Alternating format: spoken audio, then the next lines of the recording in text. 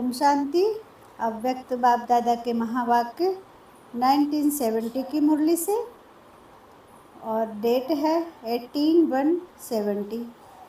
Topic है संपूर्ण will करने से विल पावर की प्राप्ति। तो आज किस लिए बुलाया है? आज बाप दादा क्या देख रहे हैं?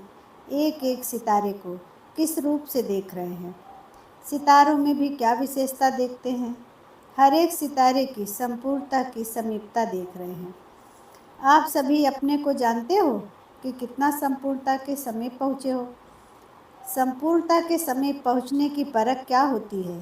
संपूर्णता की परख यही है कि वह सभी बातों को सभी रीति से, सभी रूपों से परख सकते हैं। तो आज सारे दिन में क्या क्या स्मृति आई? चित्र स्मृति में आया, वह चरित्र स्मृति में आया। चित्र के साथ और कुछ याद आया। चित्र के साथ विचित्र भी याद आया। कितना समय चित्र की याद में थे और कितना समय विचित्र की याद में थे, या दोनों की याद मिली हुई थी। विचित्र के साथ चित्र को याद करने से खुद भी चरित्रवान बन जाएंगे। अगर सिर्फ चित्र और चरित्र को याद करेंगे तो चरित्र की ही याद रहेगी। इसीलिए विचित्र के साथ चित्र और चरित्र याद आए। बाबा कहते हैं विचित्र के साथ चित्र और चरित्र भी याद आए। माना ब्रह्मा बाबा के साथ साथ शिव परमपिता परमात्मा और ब्रह्मा बाबा के चरित्र भी साथ में याद आए। आज के दिन और भी कोई विशेष कार्य किया? सिर्फ याद में ही मगन थे? याद के साथ और भी कुछ किया?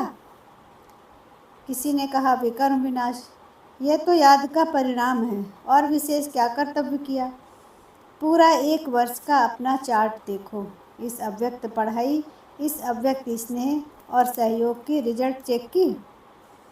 चेकिंग करने के बाद ही अपने ऊपर अधिक अटेंशन रख सकते हैं।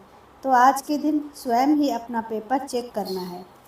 व्यक्त भाव से अव्यक्त भाव में कहाँ तक आगे बढ़े, ये चेकिंग करनी है। अगर अव्यक्त स्थिति बड़ी है तो अपने चलन में भी अलौकिक होंगे। अव्यक्त स्थिति की प्रैक्टिकल परख क्या है? अलौकिक चलन। इस लोक में रहते अलौकिक कहाँ तक बने हो, ये चेक करना है। इस वर्ष में पहली परीक्षा कौन सी हुई? इस निश्चय की परीक्षा में हर एक ने कितने कितने मार्क्स लिए, वह अपने आप को जानते हैं? निश्चय की परीक्षा तो हो गई, अब कौन सी परीक्षा होनी है? परीक्षा का मालूम होते भी फेल हो जाते हैं। कोई कोई के लिए बड़ा पेपर है, लेकिन कोई कोई का बड़ा पेपर होना है। जैसे इस पेपर में निश्चय की परीक्षा हुई, वैसे ही अब कौन सा पेपर होना है? व्यक्त में भी अब भी सहारा है।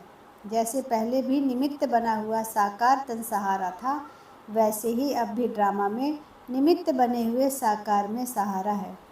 पहले भी निमित्त ही थे, अब भी निमित्त है। ये पूरे परिवार का साकार सहारा बहुत श्रेष्ठ है।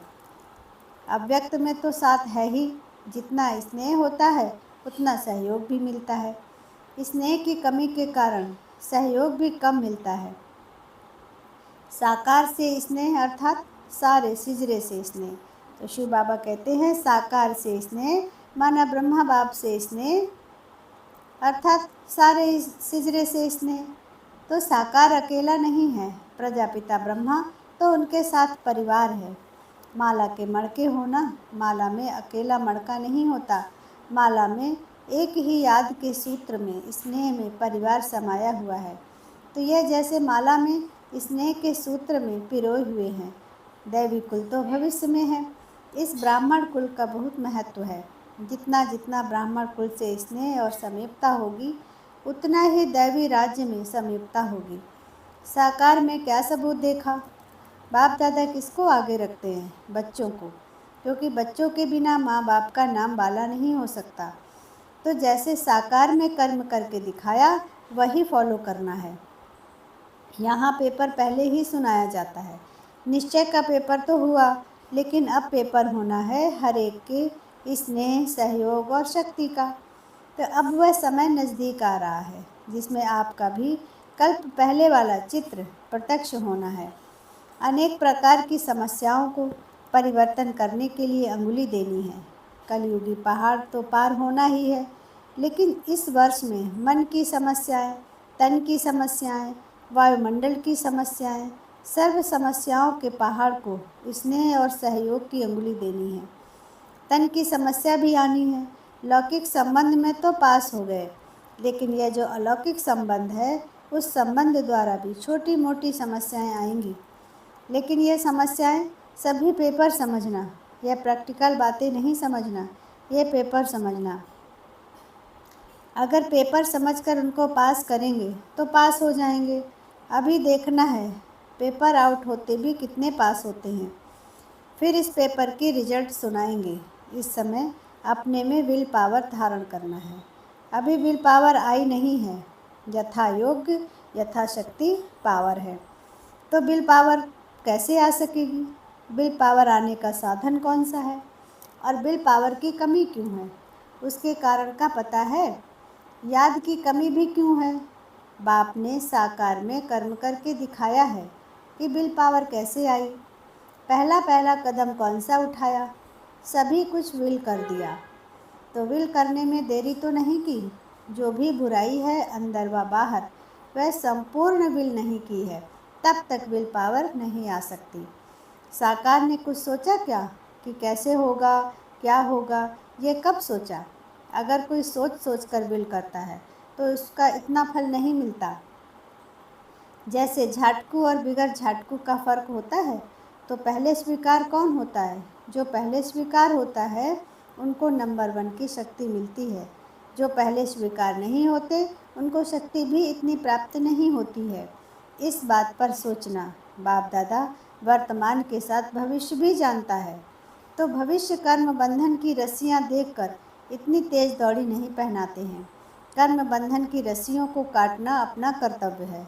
अगर कोई भी रस्सी टूटी हुई नहीं होती है तो मन की खिंचावट होती रहती है। इसलिए रस्सियाँ कटवाने के लिए बाबा ठहरे हुए हैं। रस्सियाँ अगर टूटी हुई हैं तो फिर कोई रुक सकता है क्या? छूटा हुआ कब कोई भी बंधन में रुक नहीं सकता। तो आज के दिवस पर क्या करना है और अगले वर्ष के लिए क्या तैयारी करनी है, वह सभी याद रखना है। विदेही को युगल बनाएंगे तो विदेही बनने में सहयोग मिलेगा। विदेही बनने में सहयोग कम मिलता है, सफलता कम देखने में आती है। तो समझना चाहिए कि विदेही को युगल नहीं बनाया है। कमाल इसको कहा जाता है जो मुश्किल बात को सहज करें। सहज बातों को पार करना कोई कमाल नहीं है, मुश्किलातों को पार करना वह है कमाल। मुश्किलातों को मुश्किल न समझकर चलना यह है कमाल। अगर मुश्किलातों में जरा भी मुरझाया तो क्या होगा? 1 सेकंड में सौदा करने वाले कहाँ फंसते नहीं हैं, फास्ट जाने वाला कहाँ फंसेगा नहीं। फंसने वाला फास्ट नहीं जा सकेगा। लास्ट स्थिति को देख फास्ट जाना है। अब भी फास्ट जाने का चांस है, सिर्फ एक हाई जंप लगाना है। लास्ट में फास्ट नहीं जा सकेंगे। अच्छा, ओम शांति।